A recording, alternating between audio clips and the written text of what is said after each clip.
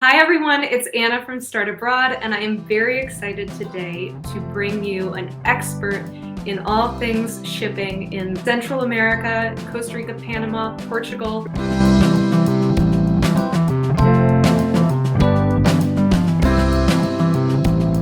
Today we're talking to Pablo Arias from International Relocation Partner, and I'm going to ask him the 3 most commonly asked questions when it comes to shipping. Hey Anna, Pablo. how are you? I'm great. Thank you so much for joining us. If you could just introduce yourself and what is International Relocation Partner? Super quick, I want to make it quick.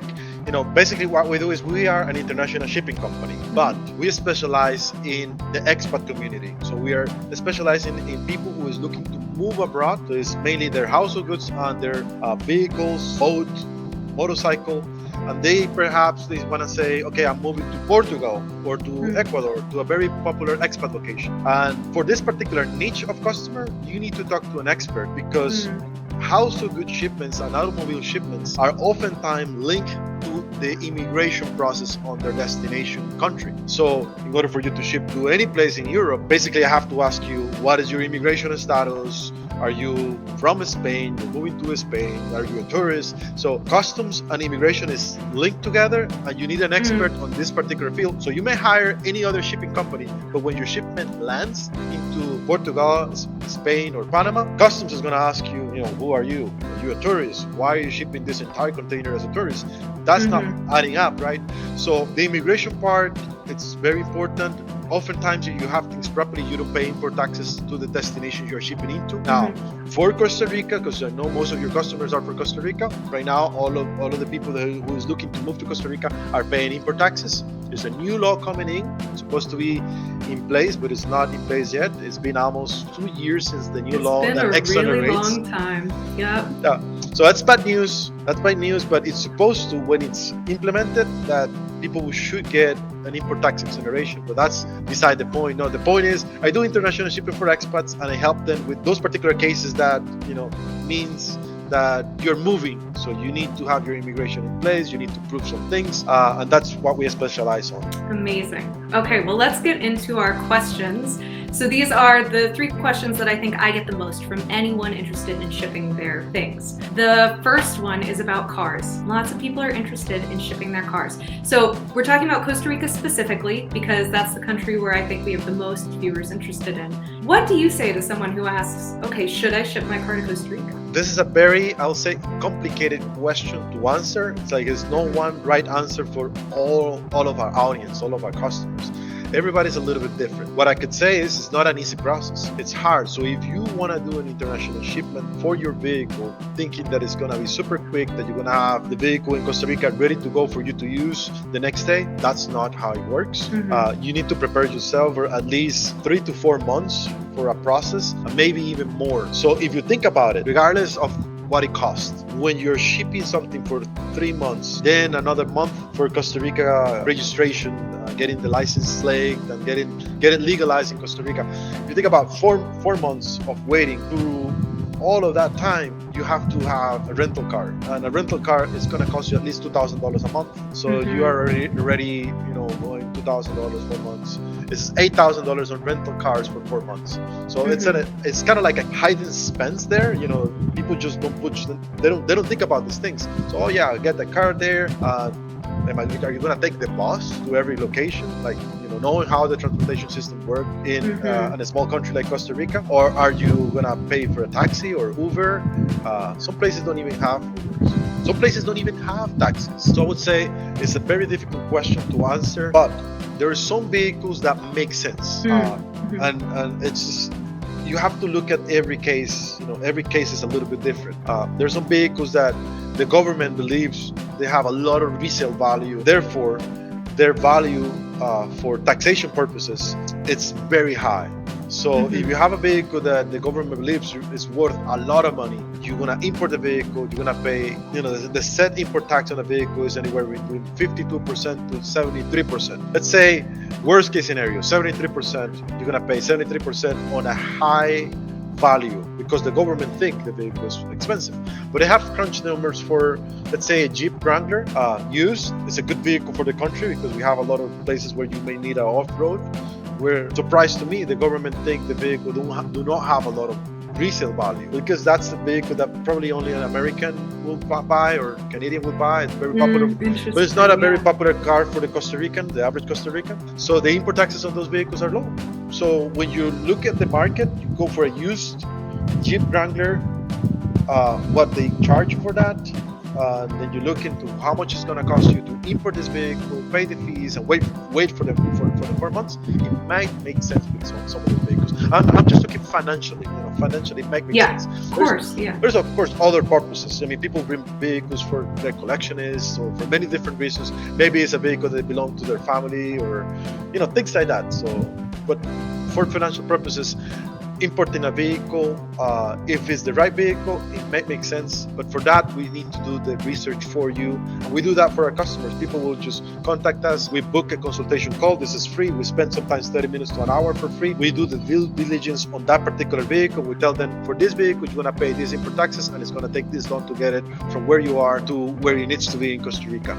And that, we give you the information so you can make the decision. But some vehicles is worth it. So we need to look at every single case. And one last thing, of course, it's so simple just to purchase a vehicle. I mean, you have the money, you can just purchase the vehicle, and you have everything ready. The license plate will be there. You just have to pay for it, get the legal documentation, make sure you have an attorney. One of your attorneys can guide them through this process, because you have to have a legal assistance on your side for this particular process. Yes, you do. That's a super long answer. No, I think that was so valuable. So basically what I would say coming out of that is, if you think you want to ship your car to Costa Rica, get in touch with Pablo, talk to International Relocation Partner, figure out if it makes sense for you. If you decide you want to buy a car in Costa Rica, talk to us. We do that. Let's go on to the next one. So we get a lot of people who don't necessarily have that much stuff they want to bring to a new country, but they definitely want to bring more than they can bring on a plane, let's say. So what do I do if I have a small shipment? What's the best solution? Okay. I always, in our consultation calls with our customers, we always recommend to explore the options for the airlines. Explore the options. We know firsthand, we have given this advice from people in Canada moving to Panama. One person could bring up to 7 suitcases. That's like a pallet. That's a lot. Of course, you have to pay the overweight. That's the first advice I'd say. Just explore what are the airlines, what are their options, and see if it works for you. It's complicated because you have to deal with getting probably 2 Ubers to the airport, or hiring a little truck. You have to figure out many other things, but that's a very valuable option, and it's also seasonal. Sometimes in high season, the airlines are not going to take this many bags, things like that. Now, if that just as a work, quick aside for people, oftentimes what you're going to think about for that is approximately $200 per bag. Varies a little bit depending on the airline, but that's about what you pay for extra bags above the typical amount. But yeah, please go ahead. So it's a good number. So you do 8 suitcases or 8 big plastic bins, $1,600. It's not inexpensive, but there is some advantages to this. The process of doing customs as a traveler with your things is a simplified process. So it means you don't have to file a formal customs application. You don't have to file customs like regular cargo, which is a lot more complex. They have more eyes on regular cargo shipments. So it's simple. You get there, you show your things through the X-Trade. Oftentimes they don't open anything, and if they open things, you should be able to prove, if there are new things, show the invoice. If you go over $500 in most cases, you might have to pay import taxes. So you want to make sure you go over this, or you don't have a lot of shiny electronics and things like that, because they might want to make you pay import taxes at the airport. But that's a long story. We explain you these things at our consultation calls, even though this is not our business. This is just free advice we give. Now, for if you do have to do a shipment, kind of like the issue here is if you're shipping to a place like Ecuador or Costa Rica or Panama, these are small countries. Small countries with, Costa Rica, 5 million people, Panama, 5 million people. Logistics, direct logistics from, let's say, Houston, Texas to Panama, you may think, there should be a direct, service. Houston, Panama, but there is not a direct service from Houston, Panama. Usually the shipments go Houston, Miami, Florida, Panama, and that is not as bad. Let's say you're thinking you live in Seattle, you know, you live in, really, sometimes this Alaska. inland, you live really far away from Miami. Okay. So most the small shipments that goes out of United States to Latin America, Europe, are gonna exit out of Miami, Florida.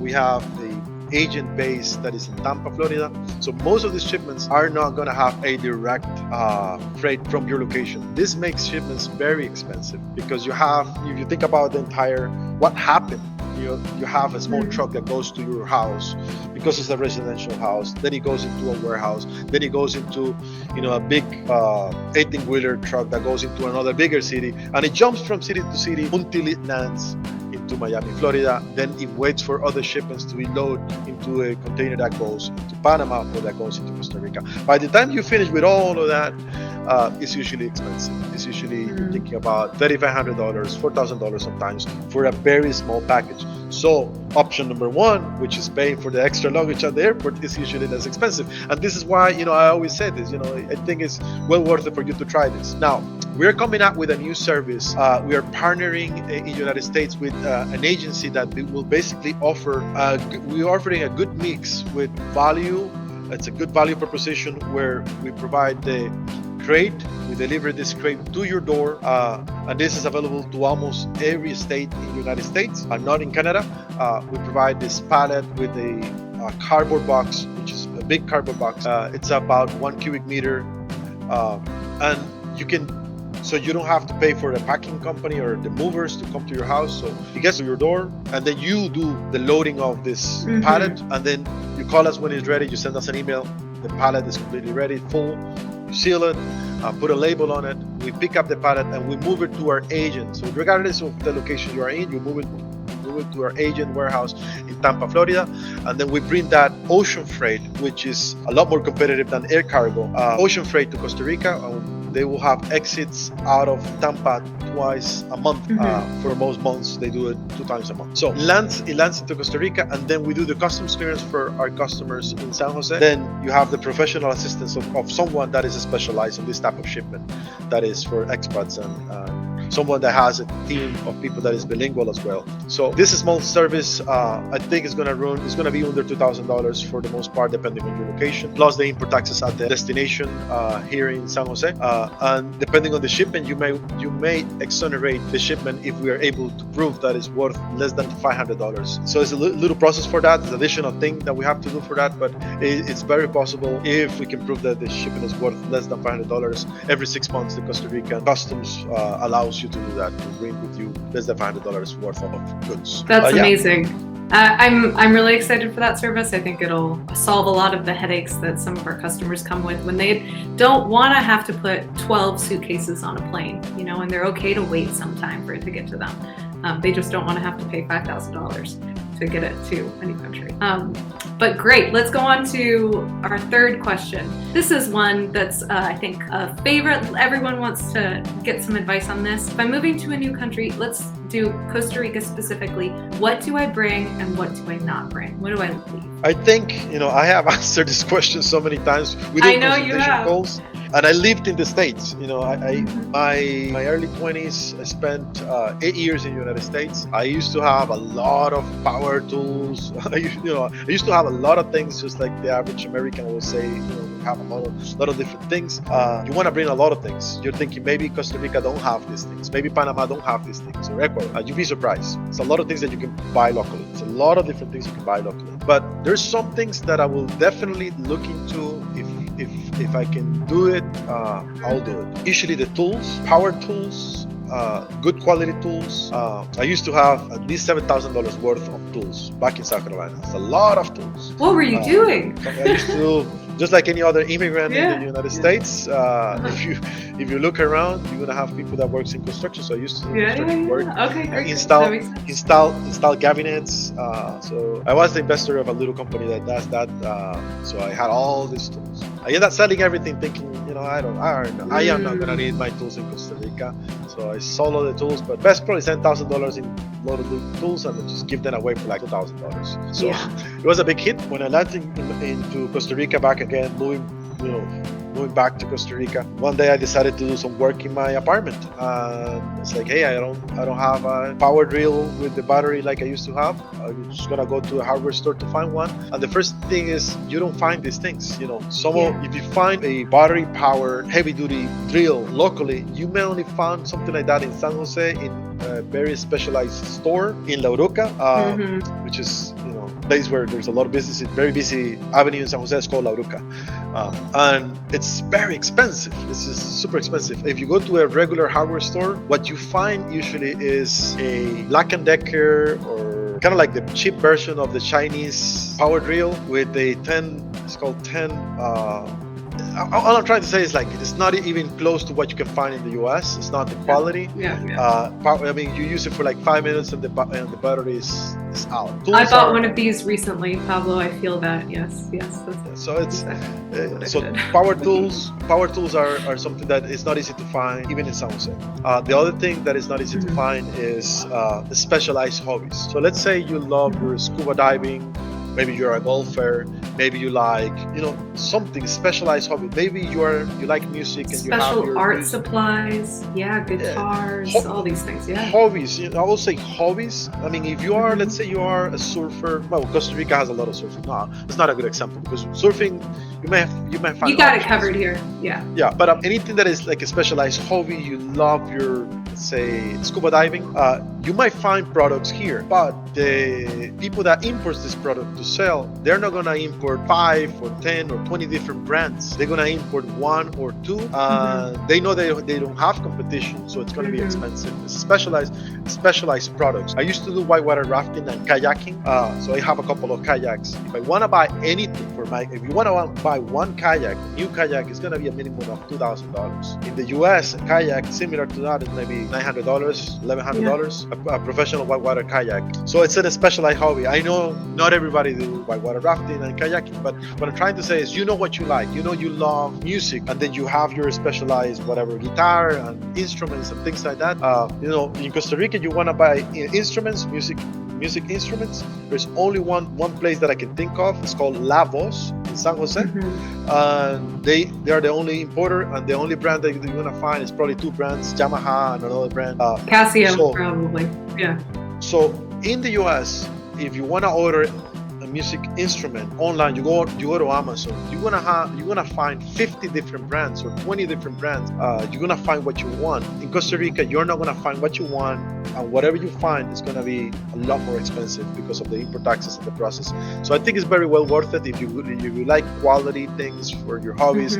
Maybe you like cooking, so you want to have your kitchen supplies and all these things. Whoever is a professional chef, what you like. Nice knives. Those things I would definitely think of shipping. And for the things not, don't worry about shipping these things. If you have the space in the container, might as well use it. But anything that is plastic, inexpensive things, your plastic containers for your kitchen. If you have the space for the container, throw the box in there. It's not gonna be a lot of money on import taxes. But I mean, don't pay extra if you're just gonna bring some plastic, kitchen supplies or some expensive things. The same thing for let's say blankets. Good quality blankets are hard to find. So the only place I can think of in San Jose is called Semaco. It's a store where they use high-end blankets, high-end kitchen or house ornaments. There's only San Jose, and it's more expensive. So those things is a good idea to bring. And then, of course, there is a list of things that you should be shipping internationally. Anything that is related to drugs, weapons, organic things, lands, food, those things you require additional permits. So if you want to bring your medicines, you want to bring perfumes, shampoo, those things would require an additional permit. If you're flying and it's in your flight with you, 9 out of 10 they don't ask you for anything. They just let you through. Maybe once in a while they ask you, what about this? Do you have a permit for this? You have a letter from your doctor if you're taking a lot of medicines. But 9 out of 10 they don't ask anything. But for normal cargo, if you're shipping internationally through cargo, we have to make a customs declaration. We have to basically swear, we are, this is a license. We have to get a license to be a customs broker. You have to swear that this shipment has this. These things are coming in this shipment. This is the manifest, and if you show us that you have medicines or organic material, we have to put it there, and that is going to trigger the requirement of getting additional permits. Additional permits that are always more expensive than what it's worth. So a permit average could be $200 for a permit to get the permits to import something else. For a bottle spices, of shampoo. So it's not worth it. So that's about it. A few of the things that I think you should ship, not ship. And if you have the space, okay. If you get a 40-foot container or 20-foot container, you have your car, you still have some space.